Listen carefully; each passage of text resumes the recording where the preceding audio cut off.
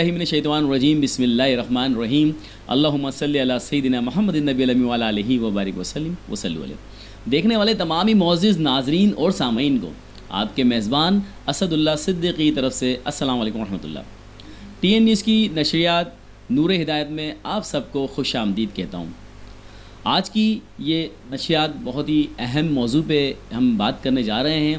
ہم ایسے سفر کی بات کر رہے ہیں، ایسے واقعے کی بات کرنے جا رہے ہیں جو کہ عالم اسلام کا ایک بہت بڑا موضوع ہے، اور اس کے حوالے سے اس کی تفصیلی میں گفتگو میں انشاءاللہ آگے بھی شیئر کروں گا کہ ہر نبی کو اللہ پاک نے اس کے دور کے حساب سے کوئی نہ کوئی معجزہ عطا فرمایا۔ جیسے کہ مثال کے طور پہ ویسے تو نبی کریم صلی اللہ علیہ وآلہ وسلم خود سراپائے معجزہ ہیں، آپ خود ایک معجزہ ہیں، لیکن اب جب ہر دور کی بات کری جائے ناظرین تو اللہ پاک نے اسی دور کے حساب سے نبی کو وہ معجزہ عطا فرمایا۔ جیسے کہ مثلا حضرت داؤد علیہ السلام کا اگر دور کی بات کی جائے تو وہ دور ایسا تھا، اس دور میں لوہا پگھلا کر اس کا جو نا وہ اس کو دھاتوں میں بدلا جاتا تھا، اس کو مختلف طریقوں سے استعمال کیا جاتا تھا۔ لیکن حضرت داؤد علیہ السلام کا یہ اللہ پاک کی طرف سے معجزہ تھا کہ آپ جو ہے وہ جب لوہے کو ہاتھ میں لیا کرتے تھے تو لوہا پگھل کے وہ جیسا چاہتے تھے اس کو آپ اس میں تبدیل کر لیا کرتے تھے۔ یہ آپ کا معجزہ تھا۔ اور اسی طرح حضرت سیدنا موسیٰ علیہ السلام کا معجزہ یہ تھا کہ عصا، اللہ پاک نے آپ کو عصا عطا فرمایا۔ کیوں؟ کیونکہ اس دور میں جادو سر چڑھ کے بولا کرتا تھا اور ہر انسان جادو میں اپنے آپ کو ماہر سمجھتا تھا۔ یہ جادو کا فخر توڑنے کے لیے اللہ پاک نے اپنے نبی کو عصا کا معجزہ عطا فرمایا۔ اور سیدنا موسیٰ علیہ السلام کا عصا اس طرح تھا کہ وہ وقت پڑنے پہ چھوٹا بھی ہوتا تھا، بڑا بھی ہوتا تھا، اور جب وقت پڑا تو جادوگروں نے رسیاں جو پھینکی تو ان کو اژدھے کی طرح نکل گیا۔ یہ آپ کا معجزہ تھا تاکہ جادوگروں کا جو فخر ہے وہ برباد ہو جائے، ٹوٹ جائے، نیست و نابود ہو جائے اور اللہ کی حکمت ظاہر ہو جائے۔ تو اسی طرح ایک اور میں سلسلہ بتا دوں آگے کہ نبی مکرم محمد مصطفیٰ صلی اللہ علیہ وآلہ وسلم کا جب دور آیا، آپ کا دور میٹھا میٹھا دور، ماشاءاللہ کیا بات ہے، میرے آقا کی آمد ہوئی، اس سے پہلے جو آپ کا جو دور تھا اس عرب کا، وہاں شاعری، اشعار اور نظمیں اور اس طرح کا علم و ادب کے حوالے سے بڑی بات کی جاتی تھی۔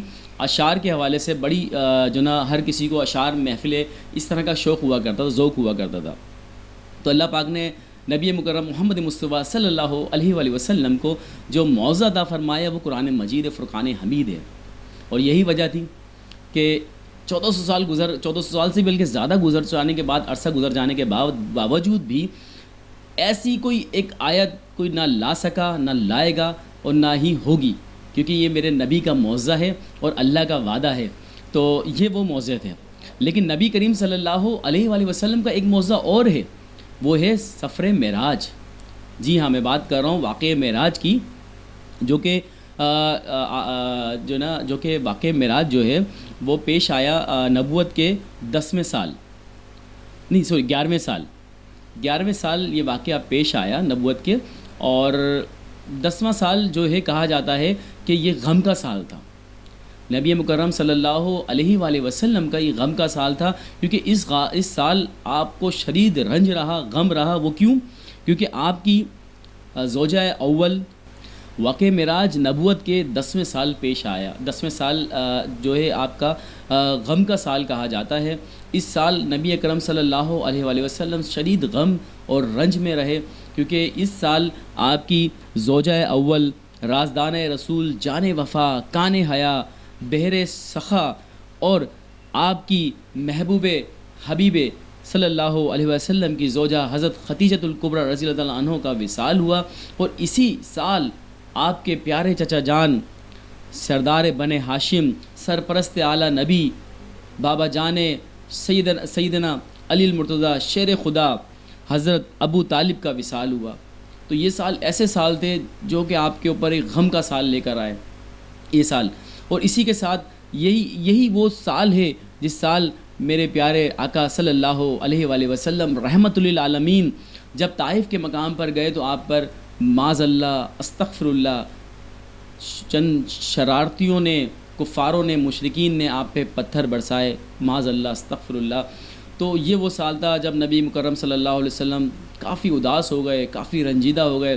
تو جب نبوت کا 11واں سال لگا تو اللہ پاک نے اپنے حبیب کو دل خوش کرنے کے لیے، دل جوئی کرنے کے لیے آپ کو معراج کا تحفہ عطا فرمایا۔ پاک ہے وہ ذات جو لے گئی اپنے بندے کو رات ہی رات مسجد حرام سے مسجد اقصیٰ تک۔ یہ قرآن مجید فرقان حمید کی آیت کا مفہوم ہے، اور یہی وہ واقعہ ہے کہ جب نبی کریم صلی اللہ علیہ وآلہ وسلم معراج پر تشریف لے کے گئے آپ کی دلجوئی کے لیے، آپ کو خوش کرنے کے لیے۔ ناظرین، جیسا کہ آپ کو پتہ ہے، اگر کوئی شخص رنجیدہ ہو، بیمار ہو یا پریشان ہو تو ہم بھی اس کو کہتے ہیں کہ یار تھوڑا سا جاؤ گھوم کر آ جاؤ، سفر کر لو، کہیں ہوا پانی چینج کر لو، کہیں ہو کر آ جاؤ۔ لیکن یہ دیکھیں یہ کیسا سفر ہے، کیسی مزہ ہے اس سفر میں کہ اللہ پاک رب ذوالجلال والاکرام خود اپنے محبوب کو اپنے لیے اپنے روبرو پیش ہونے کے لیے بلا رہا ہے۔ اس میں مزید ہم آگے بات کرتے ہیں۔ اور اچھا، نبی کریم صلی اللہ علیہ وسلم کا جو یہ معجزہ ہے، یہ جو معجزہ ہے یہ ظاہری بھی ہے اور باطینی بھی معجزہ ہے کہ آپ خود سے آسمانوں پہ تشریف لے گئے۔ اچھا، اس میں یہ کہ آپ جو ہے یہ جو مسجد حرام سے مسجد اقصیٰ تک آپ براق پہ تشریف فرما ہوئے۔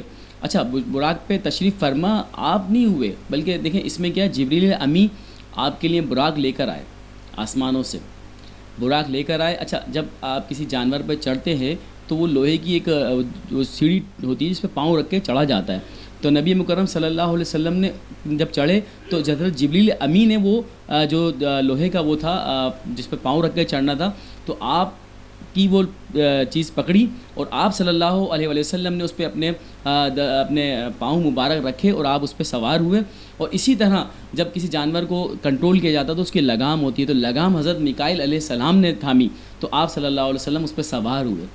ماشاء اللہ، سبحان اللہ، کیا سفر ہے۔ کہا جاتا ہے جبریل امی براق لیے جنت سے زمین پہ اترے، جبریل امی براق لیے جنت سے زمین پہ اترے، برات فرشتوں کی آئی ہے، معراج کو دولہا ہوئے۔ کیا بات ہے، سبحان اللہ۔ اب کیا ہے کہ دوسرا مرحلہ آتا ہے کہ آپ صلی اللہ علیہ وآلہ وسلم جب مسجد حرام سے مسجد اقصیٰ آئے، پھر مسجد اقصیٰ میں تمام انبیاء اکرام، کم و بیش 1,24,000 انبیاء اکرام آپ کے لیے انتظار میں تشریف فرما تھے کہ آخر دو جہاں رحمت للعالمین سرکار عالم تشریف فرما ہوں گے، اور آپ کی امامت میں نماز ادا کی گئی۔ کیا بات ہے، سبحان اللہ، کیا خوبصورت منظر ہوگا کہ آپ کی جو نا اطاعت میں سب نے آپ کی امامت میں آپ سب نے نماز ادا کری۔ پھر آپ صلی اللہ علیہ وآلہ وسلم وہاں سے پہلے آسمان تک نور کی سیڑھیوں پہ سفر کیا۔ اچھا، براق جو ہے، براق کا جو سفر ہے، براق کا جو ایک قدم ہے بجلی کی طرح، بجلی کی بھی مانند، بجلی سے بھی تیز مانند جو ہے سفر کرتا ہے براق۔ آج اس سے بھی زیادہ تیز سفر کیا ان سیڑھیوں نے، جو کہ سیڑھیاں جو نا وہ نور کی سیڑھیاں تھیں، اور وہ پہلے آسمان تک گئی۔ پہلے آسمان سے پھر 7ویں آسمان تک آپ صلی اللہ علیہ وآلہ وسلم کو فرشتوں کے پروں پہ لے جایا گیا۔ سبحان اللہ، کیا بات ہے میرے ہم سب کے پیارے پیارے آقا کی کہ آپ کو جو نا فرشتوں کے پروں پر لے جایا گیا۔ پھر آپ وہاں سے جب آپ 7ویں آسمان پہ پہنچے تو جبریل امین آپ کے ساتھ تھے، پھر جبریل امین نے اپنے پروں پہ آپ کو لیا اور پھر سدرہ تک لے کے گئے۔ اب جب سدرہ تک پہنچے تو ناظرین کیا عجیب سما تھا کہ جبریل امین نے کہا کہ یا رسول اللہ، اب اس سے آگے میری پہنچ نہیں ہے، اس سے آگے اب آپ ہی جائیں گے۔ تو نبی کریم صلی اللہ علیہ وآلہ وسلم، ظاہر سی بات ہے رب العالمین کی بارگاہ ہے، وہ رب ذوالجلال والاکرام ہے، تھوڑا سا آپ وہ ہوئے کہ اچھا اس سے آگے مجھے جانا ہے۔ تو اس کے بعد سبز نوری تخت آیا، اس پر سوار ہوئے، اس کی رفتار پچھلی تمام رفتاروں سے کئی گنا تیز تھی، تو آپ اس پہ سوار ہوئے، پھر وہ منتہا تک لے گیا آپ کو۔ اب دیکھیں یہ جو 5 ہیں، مسجد حرام سے لے کے مسجد اقصیٰ تک، مسجد اقصیٰ سے لے کے پہلے آسمان تک، پہلے آسمان سے لے کے 7ویں آسمان تک، اور 7ویں آسمان سے لے کے منتہا تک کا سفر جو ہے یہ جو نا آپ نے طے فرمایا۔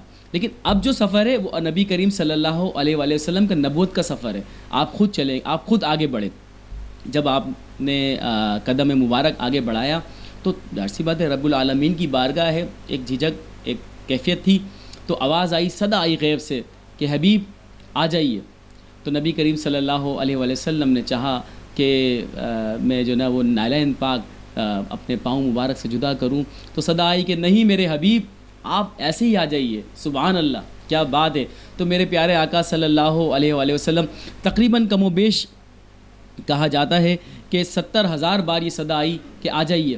اچھا، آپ کا ایک قدم، میرے پیارے آقا کا ایک قدم ان تمام 5 قدم کے برابر تھا کہ آپ نے 70,000 مرتبہ یہ قدم رکھے. تو سبحان اللہ کہیے کہ کیا شان ہوگی میرے آقا صلی اللہ علیہ وسلم کی، اور کس حد تک آپ مقام پر گئے اور آپ اللہ پاک کے روبرو پیش ہوئے، اور پھر عطایات جو ہم نماز میں پڑھتے ہیں وہ سارا کلام بیان فرمایا اللہ پاک نے. اور یہی نہیں، اپنے محبوب کو خوش کرنے کے لیے آپ صلی اللہ علیہ وسلم کو جنت کی سیر کرائی گئی، جنت کے درجات دکھائے گئے، پھر دوزخ کا بھی حال بیان کیا گیا.